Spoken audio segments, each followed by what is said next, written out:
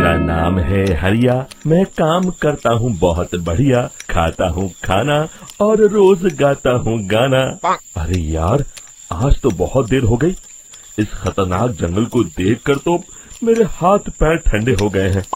अगर मैं वक्त पर गांव नहीं पहुंचा तो मालिक बहुत नाराज हो जाएंगे। तभी हरिया को एक आवाज सुनाई देती है। सुनिए हरु जी। अरे, ये आवाज किसने दी? तभी हरिया को सामने कुछ दूर एक औरत खड़ी दिखाई देती है। अरे भाई, ये औरत अकेली इतनी रात को इस जंगल में क्या कर रही है? चलकर पूछना पड़ेगा। फिर हरिया अपनी बैलगाड़ी उस औरत के सामने लाकर रोक देता है और उससे पूछता है। अरे सुनिए, आप इतनी रात को इस खतरनाक जंगल में अकेली क्या कर रही हैं? तभी वो औरत मीठी आवाज में कहती है। अरे हरु जी, आप आ गए। मैं कब से आपका इंतजार कर रही थी। वैसे तो यहाँ से काफी लोग गुजर चुके हैं, लेकिन मैं खास आपका इंतजार कर रही थी। अच्छा, तुम सच कह रही हो? मुझे तो यकीन नहीं हो रहा है। वो क्या है ना, आज तक किसी ने मुझसे इतने प्यार से बात नहीं की। हाँ हाँ हरु जी, मैं सच कह रही हूँ। अब देर मत करिए और जल्दी से मुझे मेरे घर तक छोड़ दीजिए। हाँ हाँ, कौन सी बड़ी बात है, अभी छोड़ देता हूँ। आप मेरे पीछे बैलगाड़ी में बैठ जाइए और मुझे रास्ता बताते चलिए। फिर वो औरत हरिया की बैलगाड़ी में बैठ जाती है और हरिया बैलगाड़ी हाँकता हुआ आगे चल पड़ता है। फिर उस औरत के बताए हुए रास्ते पर चलते चलते हरिया बैलगाड़ी लेकर एक काली गुफा के आगे आकर रुक जाता है। हरिया उस औरत से पूछता है। हाँ देवी जी, आपका घर कहाँ है? यहाँ तो एक गुफा के अलावा और कुछ नहीं है। तभी अचानक वो औरत हवा में उड़ने लगती है। देखते ही देखते उसका सुंदर रूप एक डरावनी चुड़ैल में बदल जाता है और वो जोर जोर से हंसती है।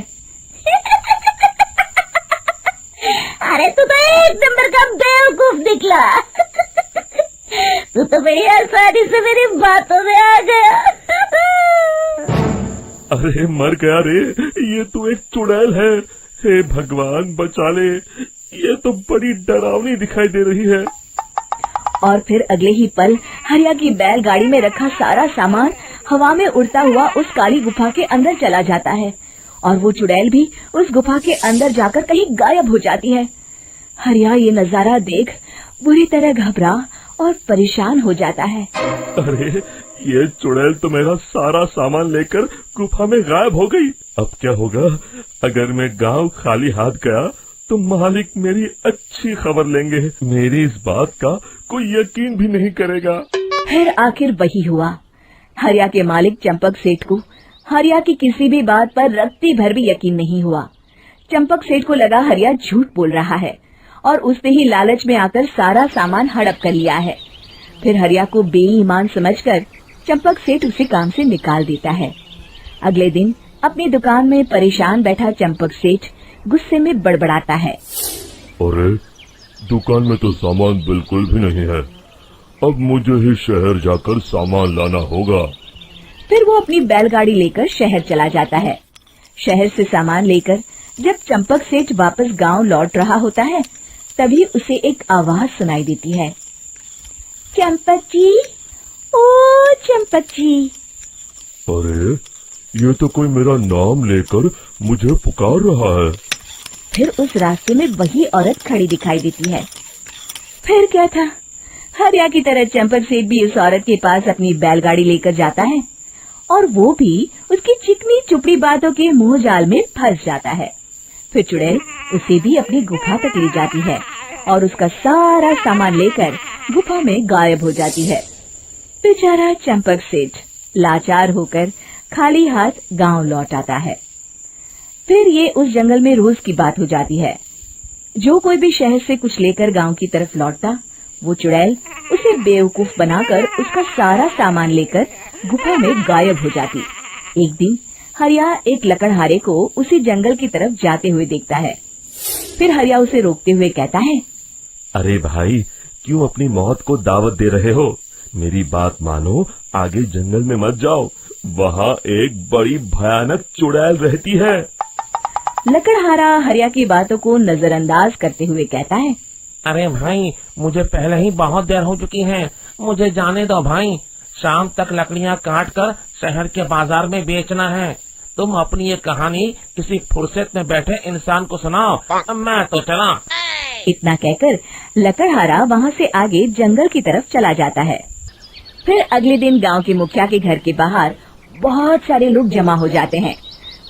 तभी हाथ में कुल्हाड़ी लिए खड़ा लकड़हारा कहता है, अरे मुखिया जी, अब आप ही हमें बचाइए उस जंगल वाली चुड़ैल से।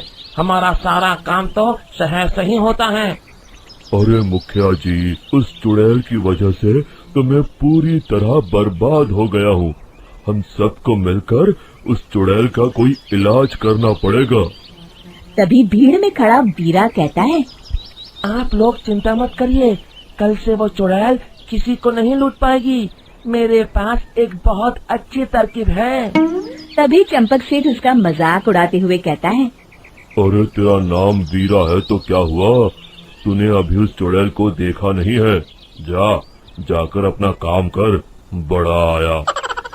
तब मुखिया जी कहते हैं, नहीं चंपक सेठ, मुझे लगता है हमें इस लड़के को एक मौका देना चाहिए। फिर सभी गांव वाले मुखिया जी की बातों से सहमत हो जाते हैं और वीरा शाम को एक बैलगाड़ी में कुछ सामान लादकर उस जंगल की ओर चल देता है। वीरा, ओ वीरा, कहाँ जा रहा है? तभी वीरा मुड़ के देखता है, वही चुड़ैल एक औरत के रूप में खड़ी है। अरे बहन जी, मैं आपको ही ढूंढ रहा था। देखिए, मैं आपके लिए क्या लाया हूँ। अरे वाह, तो खुद मेरे लिए इतना सामान लाया है। तू ही अकेला गांव में समझदार है। जरा देखो, मैं भी खोल के, बड़े भूख लगी है। जैसे ही चुड़ैल उस सामान पर से कपड़ा हटाती है, एक भगवान शिव की तेज रोशनी उसके अंदर मूर्ति से निकलती है और चुड़ैल अपने असली रूप में आकर जलने लगती है। अरे मैं जल रही हूँ, बचाओ, बचाओ, ओम नमः शिवाय, मर गई मैं। देखते ही देखते वो चुड़ैल राख के साथ उड़ जाती है और सभी गांव वाले भी वहां जाते हैं। शिक्षा, बुराई पे सदा अच्छाई की ही जीत होती है। हमारी ये कहानी पसंद आई होगी। कृपया हमारे चैनल को सब्सक्राइब करें और सभी अपडेट्स के लिए बेल आइकन जरूर क्लिक करें। और हाँ, वीडियो लाइक और शेयर करना मत भूलिएगा। Bye bye.